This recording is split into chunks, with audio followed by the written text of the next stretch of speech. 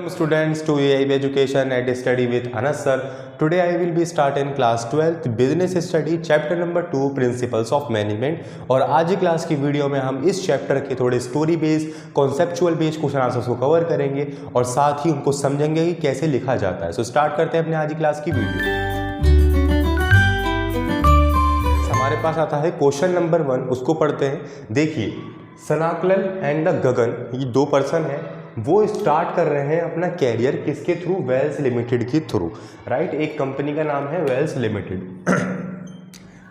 अब printing process, ये printing press है। After going through a rigorous recruitment, ये गए हैं वहाँ पे भर्ती के तौर पर, भर्ती निकली है वहाँ की। Since they had not prior work experience, उनके पास कोई भी वर्क एक्सपीरियंस पहले का नहीं है।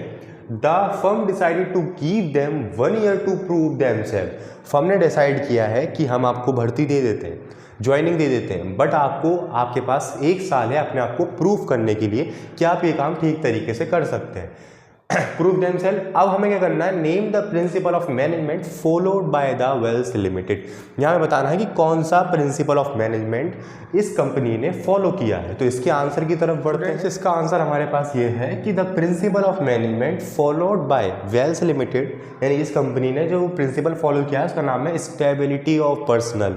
याद आ रहा होगा आपको कि आपने पढ़ा था चैप्टर नंबर 2 के अंदर, तो ये वाला प्रिंसिपल इसने फॉलो किया है। अब बात करते हैं इसका मतलब। स्टेबिलिटी मीन्स का क्या होता है? देखिए, stability means that the management should be followed a rigorous procedure for the selected of potential. तो बेसिकली स्टेबिलिटी का देखो जनरल अगर हम मीनिंग देखें तो क्या है कि जिस किसी काम के अंदर हमें स्टेबल हो जाए, तो उसीलिए हमें कोई कंपनी काम दे रही है और काम देने के साथ साथ समय दे रही है कि आप स्टेबल होने का समय लीजिए कि आप इस काम में इस समय तक बेहतर हो जाएंगे, ठीक है। और क्या है इसके आंसर? इसमें candidates and should work towards retaining employees for the selection of potential candidate and should work towards retaining employees for the maximum period. They were to be given a reasonable time to show result. This principle ensure the stability of personnel over a long period of time. तो basically घुमा फिरा के इसके अंदर सभी चीज़ें हमें वही एक्सप्लेन कर रखी हैं कि जो कैंडिडेट होता है उसको एक समय दिया जाता है कि आप ये काम इस समय तक अपना रिजल्ट शो करें हमको कि आप कहाँ तक स्टेबल हो चुके हैं या फिर आप इस काम के लिए लायक हैं भी या नहीं। तो ये गिवन पीरियड ऑफ टाइम या लॉन्गर पीरियड ऑफ टाइम दिया जाता है अपने कैंडिडेट को ताकि वो अपने आप को प्रूव कर सके। तो ये था हमारे इस क्वेश्चन का आंसर। अब हम बढ़ते हैं नेक्स्ट क्वेश्चन। हमारे पास आता है क्वेश्चन नंबर 2। देखिए, क्वेश्चन नंबर 2 में क्या गिवन है? If an organisation does not provide the right place for a physical and human resources in an organization which principle is violated, what are the consequences of it? इसका मतलब बताइए। देखिए, ये है इसका मतलब कि एक कंपनी ने अगर किसी भी चीज़ को यानी ह्यूमन रिसोर्सेज को और फिजिकल रिसोर्सेज को एक सही जगह पर उसको नहीं लगाया है तो वो कौन सा प्रिंसिपल नहीं अप्लाई कर रहे हैं अपनी ऑर्गेनाइजेशन के अंदर, ये पूछा गया है इसमें। तो देखिए, in the started situation the principle of order is violated as per the principle of order there should be right arrangement। Principle के ऑर्डर से बताया गया है कि हमें जो अरेंजमेंट करना है फिजिकल रिसोर्सेज का, ह्यूमन रिसोर्सेज का, वो एक राइट अरेंजमेंट करना है, ठीक अरेंजमेंट करना है of thing. Everything and everyone should be eight their respective place in, यानी कि बता रखा है कि हर एक चीज़ को अपनी हर एक बढ़िया जगह पर होना चाहिए जहाँ पर उसकी हकीकत में नीड है। अब देखिए, इसको इन शॉर्ट में समझते हैं तो right people at a right place and a right time, यानी कि एक ठीक आदमी का ठीक जगह होना ज़रूरी है और ठीक समय पर होना ज़रूरी है।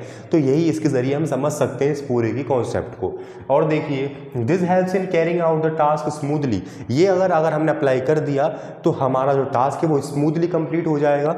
और देखिए, if this principle is violated then it leads to chaos and delay in the working, यानी कि अगर ये प्रिंसिपल ऑर्गेनाइजेशन नहीं लगाती है तो हमारे काम में डिले होना शुरू हो जाएगा, हमारा इंटरेस्ट कम हो जाएगा। जैसे कहा है ना कि जिस काम में इंटरेस्ट हो अगर वो हम करेंगे तो उसमें ज़्यादा हमें सक्सेसफुल होने के चांसेस रहते हैं।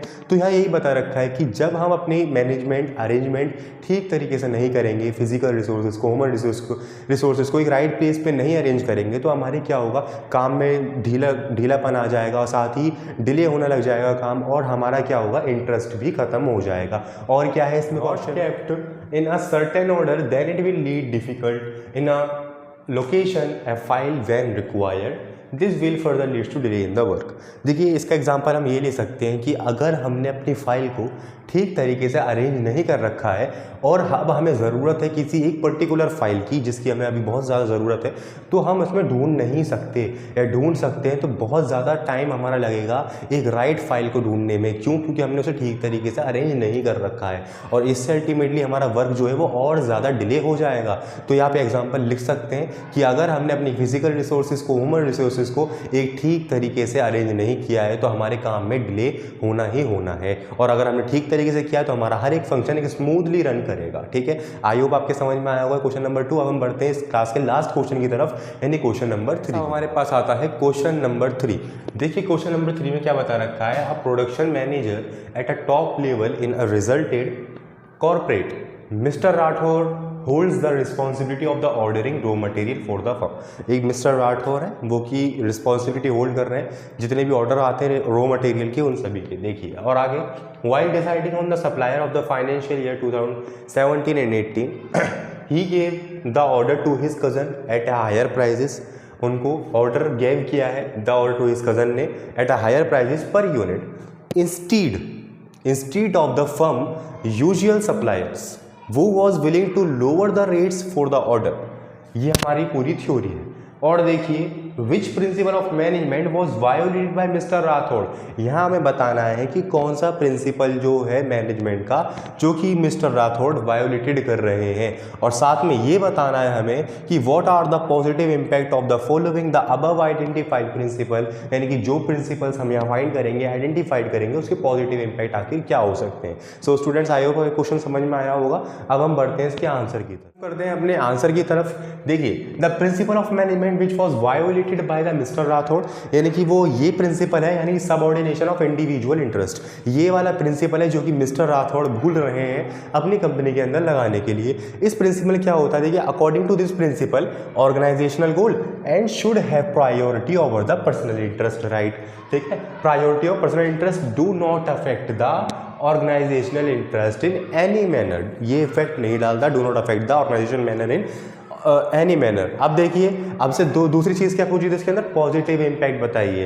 तो the positive impact of the following principles are क्या है, increase productivity, sense of the belongingness to the organisation among employees, and then last one is achievement of organisational goal. तो ये था हमारा इस क्वेश्चन का आंसर। आज की क्लास के लिए इतना ही। आज की क्लास की वीडियो में हमने 3 क्वेश्चन आंसर्स कवर किए हैं जो कि थ्योरी बेस्ड थे, स्टोरी बेस्ड थे और कॉन्सेप्चुअल बेस्ड थे। आई होप आपकी सभी चीज़ें क्लियर हुई होंगी। फिर भी अगर आपको किसी भी टॉपिक के अंदर, किसी भी क्वेश्चन आंसर्स के अंदर कोई भी डाउट हो तो आप मुझे कमेंट सेक्शन में ज़रूर बताएं।